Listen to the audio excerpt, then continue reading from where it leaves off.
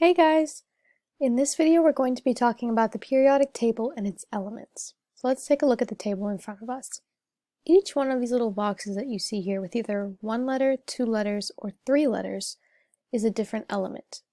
Now even though you may not recognize the symbols, so that's just these little letters and groups of letters that you see here, you definitely have heard of some of these elements.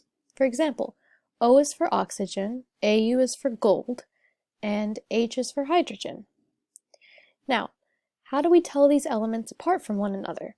There's one specific thing that allows us to tell, for example, the difference between nitrogen and oxygen, and that is by the number of protons that each one has.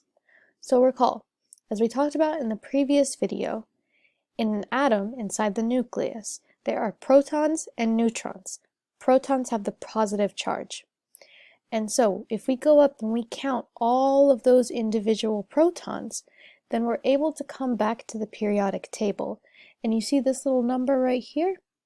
This will tell us how many protons a certain element has.